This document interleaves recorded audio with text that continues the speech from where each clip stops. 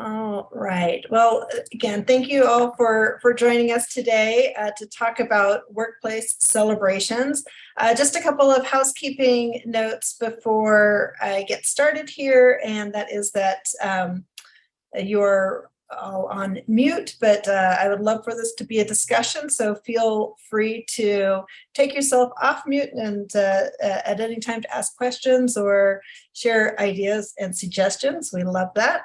And apologies for a little bit of confusion.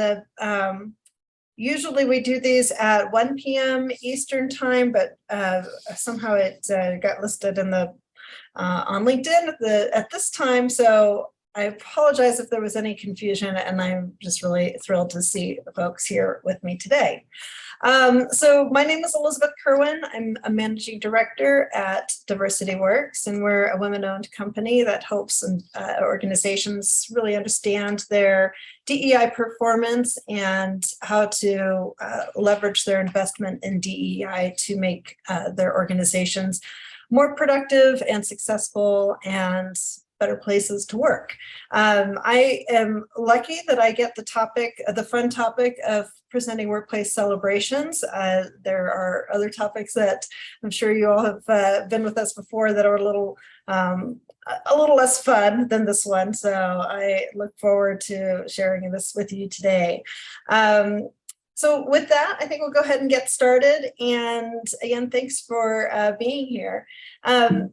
As I mentioned, Diversity Works evaluates DEI performance, and the matrix that we use to evaluate performance is based on 15 different factors. And what we're looking for in terms of good DEI performance is organizations that have a clear vision for what they want to achieve with their DEI investment. They've made the business case and have a clear strategy for getting there. And we like to see that leadership buy-in. We think that that's critical to your DEI success. We also look at all those internal performance areas, such as how you're acquiring talent and onboarding talent, how you're developing and advancing employees within your organization, what that benefits and comp look like. And then we also look at external factors, and that is, how are you putting together the teams that are developing your projects or your programs or your services, and how well do those reflect who your customers or your stakeholders are. We look at marketing and public relations. That is, how are you talking about yourself externally to the organization, and your partnerships and suppliers, who you're choosing to work with. We think that all of these things factor into DEI performance and should be part of your DEI strategy. So the reason that we're talking about celebrations today is that they really are a great opportunity to bring some joy into your DEI work. And, I think that a lot of us get hung up on, building dashboards and tracking metrics, and celebrations are a great way to kind of mix it up and bring something fun into the mix. And, there really are two main purposes for thinking about workplace celebrations. And one is that they're really a good opportunity to build culture and to reinforce your culture, and make sure that employees really understand what it is that that you're doing there. And then the other is to signal your values, and that is both within the organization but also to external stakeholders. So the presentation today is going to talk about both the culture aspects of workplace celebrations, as well as the signaling of values aspects. So as we get started here, I would like to take a quick poll, folks, to ask what it is that you are celebrating in your workplace. So, some of you may be doing major holidays, or even, regional or local holidays, special holidays, or company traditions or milestones, team successes, individual successes. So just take a moment and click on any and all that apply to your workplace. I'm curious to see what you are all celebrating at work.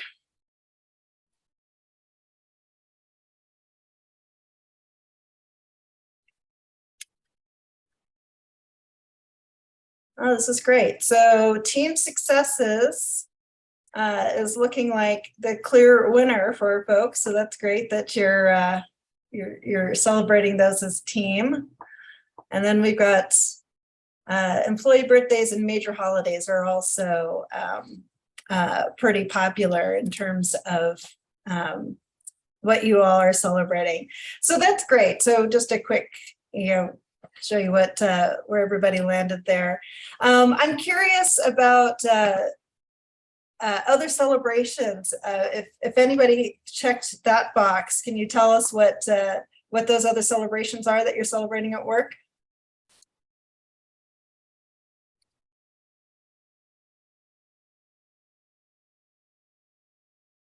All right, well, it's going to remain a mystery, but I am super curious to hear about what you all are celebrating. So, I think that that how you celebrate is also as important as what you celebrate. And I always share a little story about celebrating birthdays at work. So I like my birthday. I'm not opposed to celebrating my birthday. I know some people are funny about it, but I've worked at two different places that had very different approaches to birthday celebrations.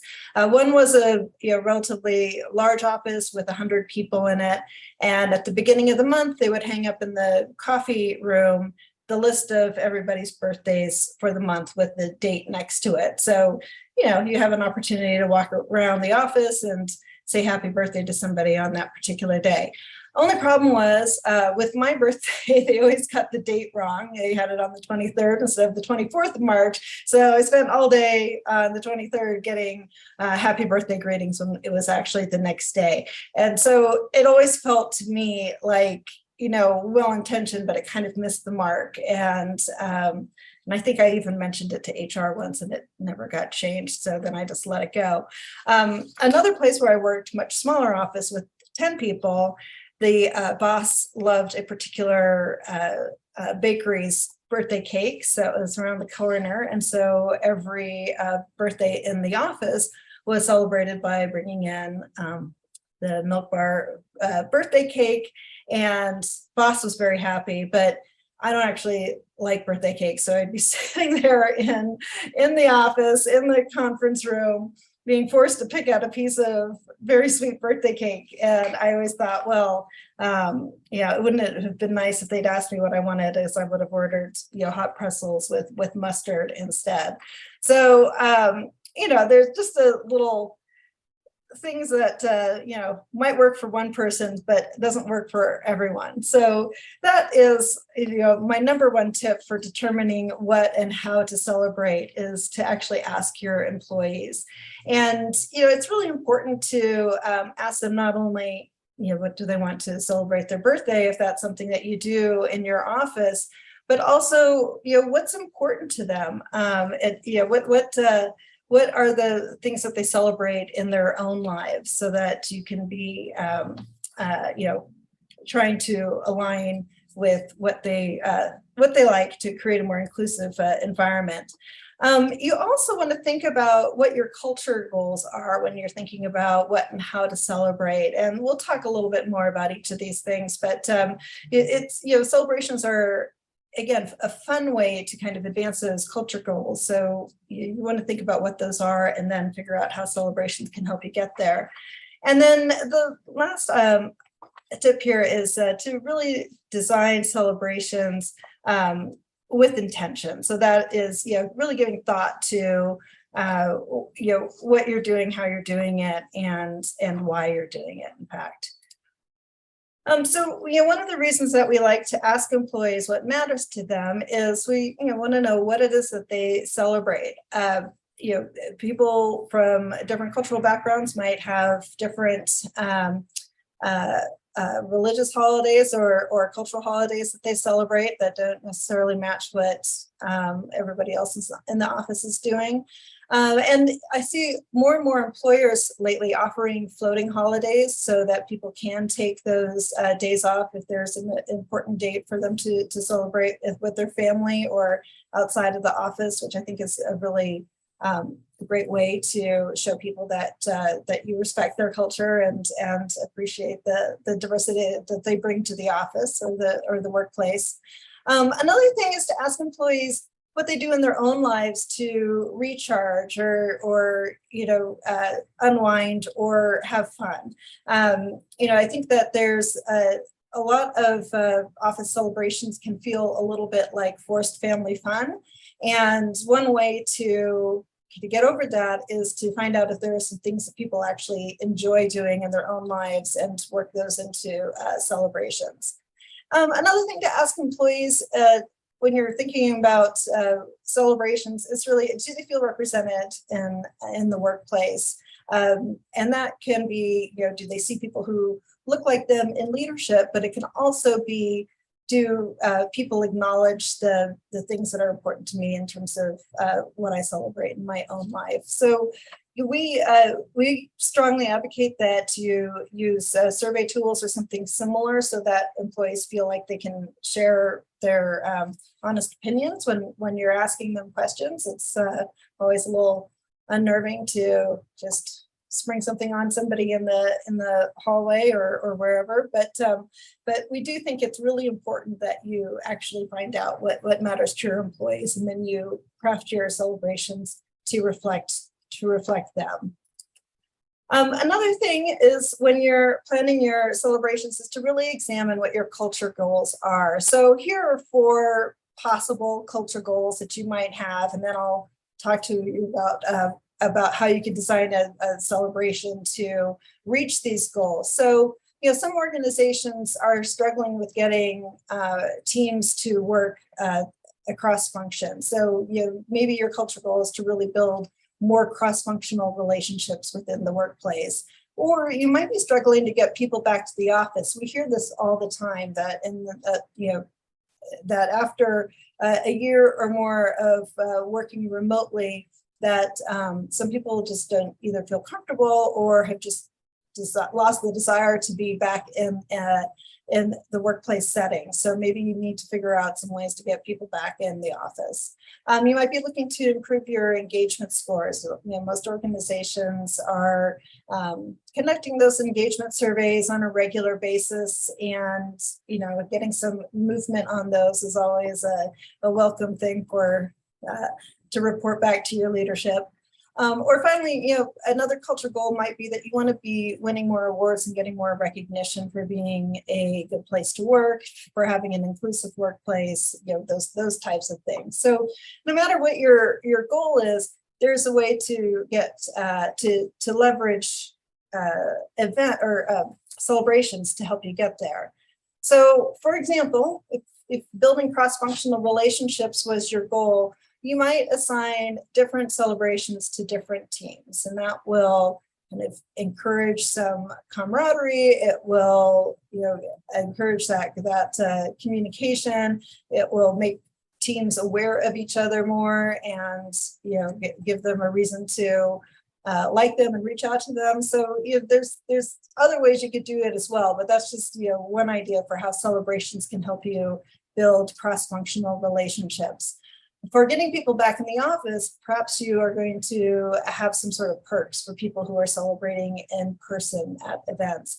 The one thing I would note there is that you do want to be really careful that anyone who is working remote due to disability, illness, or for some other reason, just lives in a different area or for whatever reason, is not feeling excluded from those perks. But for anybody who is choosing not to be in the workplace, that might be a way to get them back in. In terms of improving engagement scores, one idea there is to tie celebrations in with the work that you do. There's some really good examples in healthcare industry, for example, where folks who are working in a factory setting making medical devices, the company will bring in patients who have been helped by the products that they make, and giving the employees that connection to the benefits of their products makes them more engaged and really energizes them about a job that might seem otherwise repetitive or not very interesting. So if there are ways for you to kind of think about what it is you do and what the work is that you can bring to your celebrations, that's a great way to improve engagement for your employees. And then finally, winning awards and recognition, this is kind of a simple idea, but really showing employees that you're listening to them and responding to their feedback is a great way to get them to be more positive about a place and more likely to, send that email in saying, my workplace is a great place to work. So, I think a lot of people tend to do these surveys and they ask a lot of questions, but they don't necessarily communicate back what they've heard. And, sometimes this might be because the results weren't super positive, or it's really felt like this is just for managers or decision makers to have this information. But employees really respond well when they know they've been listened to and they've been heard. So I encourage you anytime that you're asking employees questions to respond to them and give them, let them know that you've heard them and that maybe you're even doing something about what you've heard. But it's really important to keep that communication going two ways. Okay, I have a second poll for you, and that is we're going to be talking a little bit about values now, and I want to ask how are you expressing your values in the workplace? So are you mainly using internal communication, so emails, signs hung up in the office, town hall meetings, that sort of thing? Are values expressed through manager interaction, so team meetings or one-on-one meetings?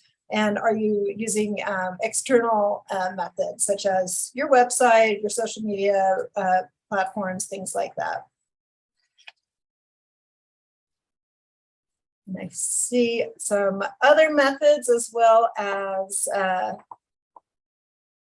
lot of external and quite a bit internal and manager as well.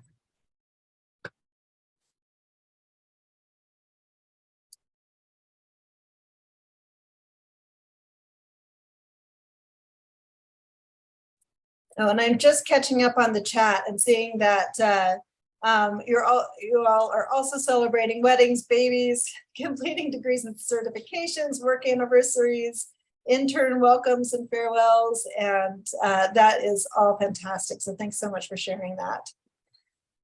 Okay, so external communication seems to be the number one way that people are expressing their values at the workplace. So that is super, super interesting. Thank you for sharing.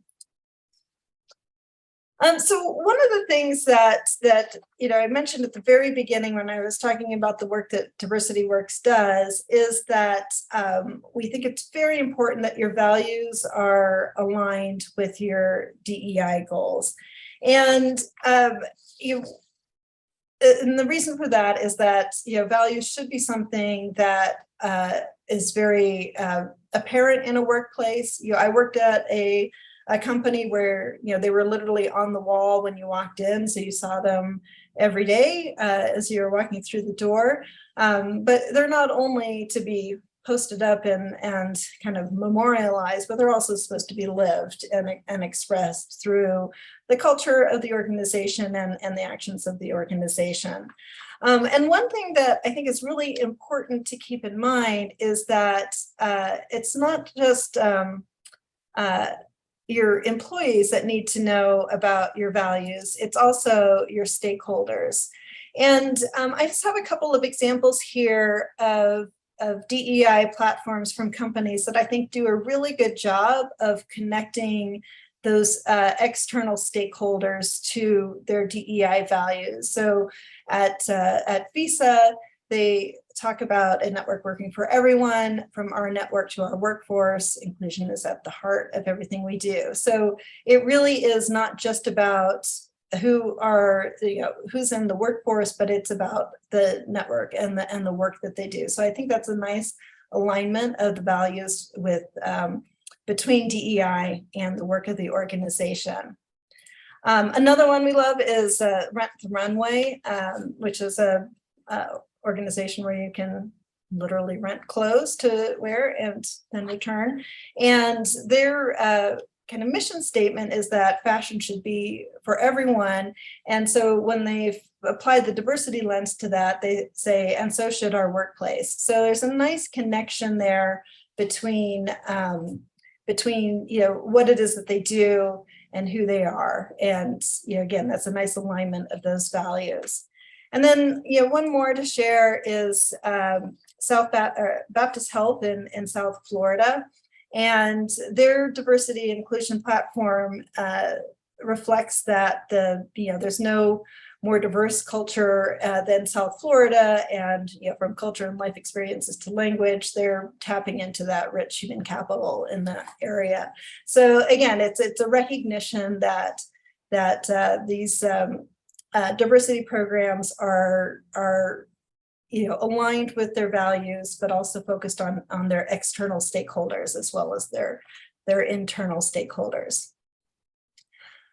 So I think as you're thinking about your celebrations and what you celebrate externally, it's really important to take stock of your stakeholders and think about what their values might be. So with Rent the Runway, for example, we saw that their customers were really important and part of that value proposition. With South Baptist, we saw that community was really a focus there. But maybe it's your investors or your suppliers or partners that you work with. We want you to be thinking about all of those organizations and all those potential stakeholders and what they value, so that when you're expressing yourself through through your website, through your social media platforms, and when you're talking about celebrations, that you're making that connection and hopefully engaging those stakeholders. And so we think about a lot of different ways that you can engage stakeholders through those through different platforms. And my background is in strategic communication, so I tend to think about things as through a communications lens. But we talk about your owned channels, your shared channels, and your paid channels. So owned channels are those that you control completely. So that will be your websites, newsletters, any sorts of internal communications that's going out to employees, whether it's poster in the workplace or an email or an insert in the with the pay stub. Your shared channels are those that you still control, but they're on other people's platforms. So those would be all your social media presence and your LinkedIn presence, which is a really great place to share your celebrations. And then paid channels, so advertising and marketing, and there's a million things that go under that category. But these are all means for your organization to express its values to external stakeholders as well as to internal stakeholders. Another thing I just want folks to keep in mind is that there's some good best practices out there in terms of managing workplace celebrations. So, we've already talked about this employee and stakeholder input, but I can't emphasize it enough that it's really, really important to understand, what they are celebrating and how they're celebrating, so that you can, reflect what's important to them. We recommend that you maintain a master calendar for everything that you want to celebrate throughout the year. And we have a handout that I'll be sending out after the webinar, which has some suggestions for diversity related celebrations throughout the year that are appropriate for both internal celebrations as well as those external opportunities to talk about what you value on your social media, LinkedIn, et cetera. You really want to make sure you've got that leadership and management buy-in, because they're so critical to reinforcing your values throughout the organization, and having them on board with the celebrations is a great way to make sure everybody is on board. And then, the last thing is this notion of the DEI strategy alignment. So again, the celebrations are an opportunity for you to talk about diversity and reinforce your values. And so you really do want to have those elements in alignment. Here's a sample calendar that I've used in the past to do to kind of manage things like celebrations. And this is looking forward to October. So you'll see that October is Global Diversity Awareness Month. So that's a really good opportunity to talk about diversity throughout the month. It's also International Day of Older Persons on the 1st of October, and Indigenous Peoples Day on the 10th. That's the second Monday in October. And that was a designation that came from an executive order from President Biden last year to celebrate Indigenous Peoples Day on in October. And then, fan favorite, Halloween at the end of the month, which is, another opportunity to think about celebrating diversity. So, you can put whatever channels you have in the columns, but it's nice to keep things organized and know who's responsible for what. And I'm just going to show you a couple of examples of how different employers celebrated these 4 specific holidays last year. So for Global Diversity Awareness Month, Samsung issued a press release that was actually a very complete package of materials. So it was a press release. It had specific employee quotes and some other images that went out with it, but it was a nice acknowledgement of Global Diversity Awareness Month and what diversity means for the organization. So that's an example of somebody celebrating Global Diversity Awareness Month. Here are a couple of examples of folks celebrating the International Day of Older Persons or Older People. And on the left is UCLA, and this was a LinkedIn post, and it's employees at UCLA Health thanking their thanking their community for and executive leadership for support in what they do. So I believe this is a geriatric program here. So the connection between older people and the day was pretty clear. And then on the right is Salvation Army of Australia. They had a really clever campaign. They work with a lot of older persons, and so they had them write out advice for younger people and then took photos with it. And it was a whole campaign that they had on Facebook. And I thought it was a really nice connection, again, between what their values are and the celebration. For Indigenous Peoples Day, Patagonia last year they've been doing this campaign with an Indigenous community fighting to protect the Arctic National Wildlife Refuge. So this, they promoted some of that information on Indigenous Peoples Day last year. And, for an organization like Patagonia that has very clear values about protecting the environment, and this was a very well aligned message and celebration. And I don't know if you've seen, but Patagonia has been in the news the last couple of days because the owner of the company has basically given his billion-dollar company to advocates who are working on climate change issues. So definitely a company that lives its values for sure.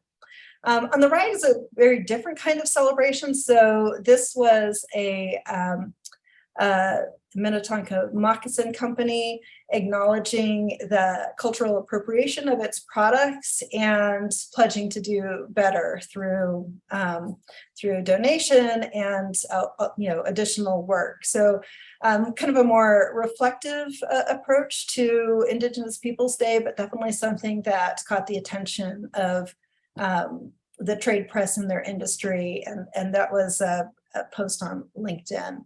The Patagonia post came from Twitter. And then finally for Halloween, and there's a million examples out there, but this is just one that I particularly love. Target, a few years ago, started to make a line of inclusive Halloween costumes. So for kids with mobility issues, for kids who have to have other physical limitations, they created this whole line of Halloween costumes so that they can feel included in Halloween. And I just think this is just a lovely expression of their values, but also really understanding who their customer is and making sure that their customers all feel represented, even those with with physical limitations. They also make an adult version or line of these costumes as well, so it's not just for kids. But I think it's just a really nice way for them to show that they care about their customers and are and having fun with the holiday. So just looking ahead a few more months, you can see there are other opportunities to celebrate different types of events that have a connection to diversity and will allow you to talk about your diversity values. Actually, it doesn't say it on here because it starts in September. It's currently September. That Hispanic Heritage Month has just begun. But as we discussed, next month is Global Diversity Awareness Month. November is Native American Heritage Month, and then all sorts of things to celebrate in December. And just as I wrap up here, and we can have some discussion, because I know there's some questions in the chat.